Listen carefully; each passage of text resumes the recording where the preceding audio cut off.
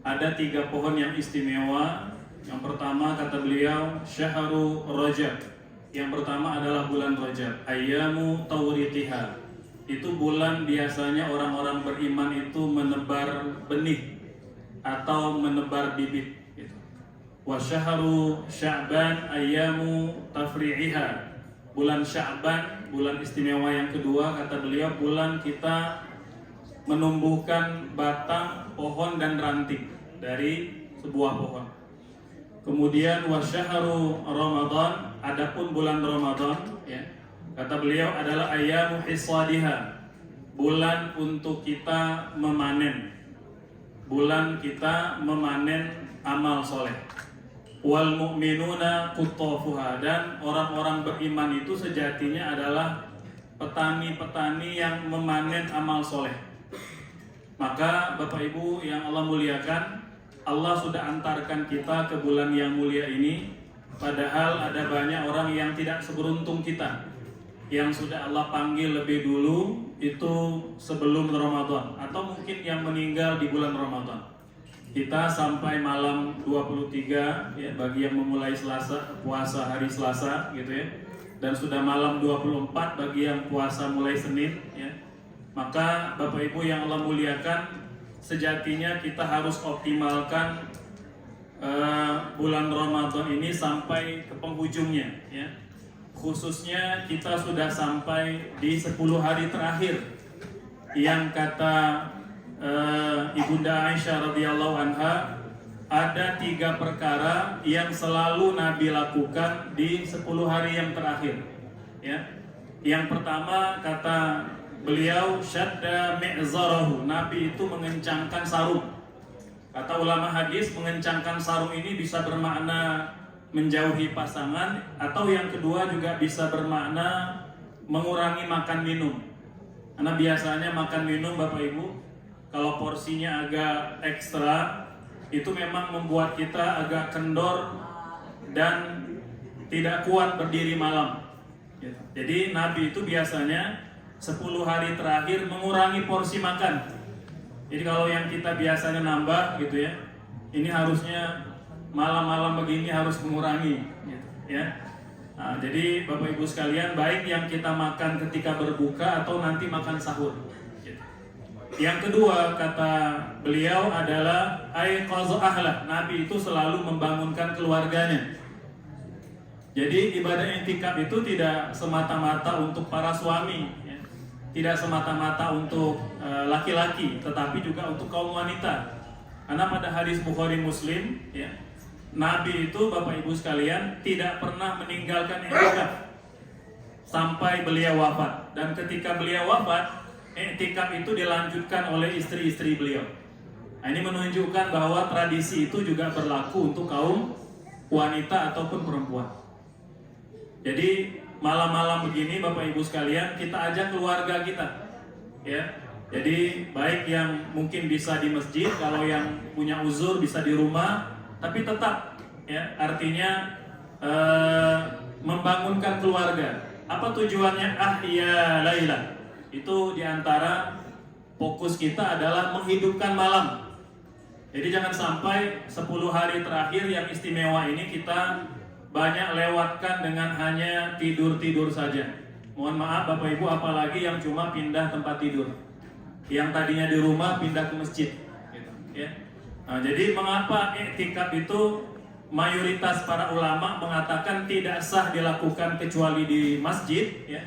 Karena kalau kita ke masjid akan lebih mudah fokus, akan lebih mudah totalitas dalam beribadah kepada Allah Subhanahu wa taala. Bahkan dalam hadis Abu Daud kata Ibunda Aisyah, Nabi biasanya i'tikaf itu pakai tenda Bapak Ibu. Ya. Jadi ya kalau sekarang mungkin ya bisa kemah atau tenda gitu ya. Dulu ketika saya di Kairo sudah ada DKM itu menyediakan partisi ruangan yang dipartisi pakai kain atau pakai kelambu gitu. Jadi kita sudah tinggal masuk aja gitu, ya. Nah, mengapa ada sunnah pakai tenda atau pakai kemah? Ini menambah fokus kita agar lebih mudah beribadah kepada Allah Subhanahu wa taala. Meskipun kalau terbuka seperti ini juga bisa Bapak Ibu, tapi biasanya kita mudah tergoda gitu. ya, lihat orang yang tidur, kita ikut mau tidur gitu ya. Lihat yang ngobrol, kita juga mau ikutan ngobrol, dan begitu seterusnya ya. Nah, 3 ini yang harus kita optimalkan Bapak Ibu sekalian ya. Nah, di dalam mengoptimalkan ibadah di 10 yang terakhir, maka pastikan kita melatih diri disiplin pada ibadah-ibadah yang fardu Bapak Ibu. Melatih disiplin diri pada ibadah-ibadah yang fardu ya. Meskipun banyak ibadah sunnah pada bulan Ramadan, tapi jangan sampai kita mengabaikan yang fardu. Kata Imam An-Nawawi Al-Jawi Al-Bantani ya, ketika beliau mensyarah kitab Imam Al-Ghazali, kata beliau, man syaghalahu al-fardu anin nafli fahuwa ma'zur. Orang yang sibuk mengerjakan yang fardu sampai lupa atau tak sempat mengerjakan yang sunnah, dia dimaafkan Bapak Ibu. Jadi kalau ada orang yang sampai-sampai tidak sempat tarawih, tidak sempat memperbanyak tilawah, tapi disiplin fardu 5 waktunya ya, kemudian ibadah-ibadah wajib lainnya, dia dimaafkan. Dibandingkan man syaghalahu naflu anil fardi fahuwa maghrur, daripada orang yang sibuk mengerjakan yang sunnah, mengabaikan yang fardu, maka dia berdosa dan kebaikan-kebaikannya tidak bakal Allah terima. Jadi Bapak Ibu, amalan yang sunnah tidak bakal Allah terima kalau kita tidak kerjakan yang fardu. Maka jangan sampai kita tidak pernah absen tarawihnya, tapi ada yang tidak sholat isya gitu. Ada orang yang tidak pernah absen, misalnya makan sahur, tapi diabaikan sholat subuhnya. Jadi pastikan sepanjang Ramadan kita tidak mengabaikan yang fardu. Utamakan yang fardu, perbanyak yang sunnah. Jadi yang pertama adalah utamakan yang fardu, perbanyak yang sunnah. Ya. Jadi seorang suami ya, sebanyak apapun infak, kemudian sedekah di bulan Ramadan, bagi-bagi takjil, tapi jika tidak menafkahi anak istrinya, maka tidak satu pun amal ibadah yang diterima oleh Allah Subhanahu wa taala. Nah, begitu pula para istri ya, mau 30 ataupun 10 hari full i'tikaf di bulan Ramadan, tidak bakal Allah terima jika tidak taat pada suami. Jadi utamakan yang fardu Bapak Ibu sekalian. Nah, termasuk yang anak-anak ya. Jadi ibadah i'tikaf itu sunnah, taat kepada orang tua itu wajib. Maka di bulan Ramadan ini pastikan kita senantiasa mengutamakan yang fardu sebelum yang sunnah ya, karena yang sunnah tidak akan diterima oleh Allah sampai tertunaikan yang fardu. Itu yang pertama Bapak Ibu sekalian. Yang kedua ya, yang juga tidak kalah penting adalah ketika mengerjakan yang sunnah, karena dia banyak sekali, maka kita prioritaskan yang sunnah muakkadah, yang sangat diutamakan Nabi ya. Apa itu sunnah muakkadah? Perkara sunnah yang kalau ditinggalkan tidak berdosa, tapi Nabi tak pernah meninggalkannya. Itu sunnah muakkadah. Contohnya 12 rakaat salat sunnah rawatib sehari semalam yang mengiringi fardu 5 waktu. Itu sunnah muakkadah, Nabi tak pernah meninggalkan. Bapak Ibu, Nabi itu pernah kesiangan sholat subuh, beliau mengqadha subuhnya dan mengqadha qabliyah subuhnya. Saking pentingnya ibadah yang sunnah muakkadah gitu, ya. Jadi kita utamakan yang sunnah muakkadah sebelum yang sunnah-sunnah biasa. Nah, sholat tarawih itu kategorinya sunnah yang biasa, bukan sunnah muakkadah. Maka jangan sampai kita sholat tarawih tapi tidak witir gitu misalnya. Karena witir lebih besar pahalanya Bapak Ibu. Kalau tidak sempat tarawih tidak tercela, tapi kalau meninggalkan witir kita dicela oleh Rasul Sallallahu Alaihi Wasallam. Nah, begitu pula misalnya ba'diyah isya, itu sunnah muakkadah, pahalanya lebih besar dibanding sholat tarawih.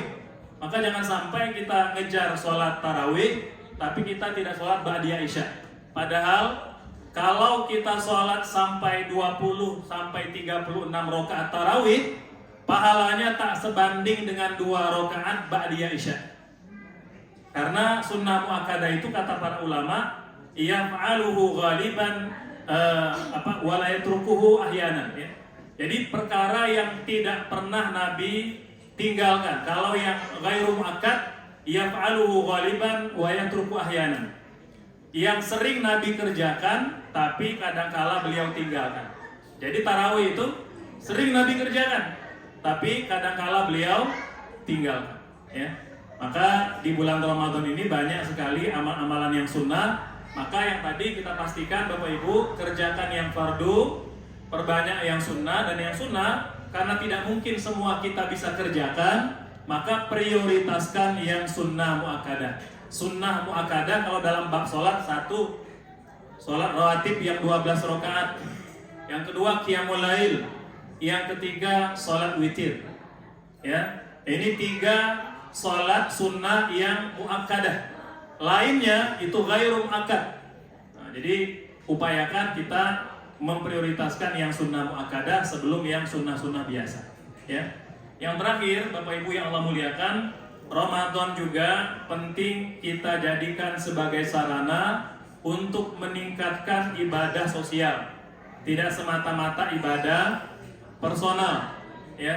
Makanya kata Nabi, kalaulah bisa aku keluar di malam hari bersama dengan sahabatku, berkeliling ke rumah-rumah orang Madinah, bertanya siapa yang kurang gandum, siapa yang kurang roti, itu lebih aku cintai daripada beretikaf di masjidku ini. Kata ulama, ini menunjukkan kepada kita, jangan sampai Bapak Ibu kita banyak sholat tarawihnya, qiyamul lailnya, tilawahnya, tapi kurang infak dan sedekahnya.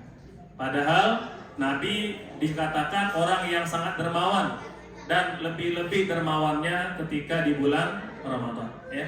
Maka semoga Bapak Ibu yang Allah muliakan, ya, Ramadan yang tinggal beberapa hari saja lagi ini dapat kita optimalkan dalam rangka beribadah kepada Allah Subhanahu wa taala, khususnya ibadah i'tikaf, ya, dan lebih utama lagi dengan ibadah-ibadah yang sosial, sifatnya tidak semata-mata ibadah yang personal.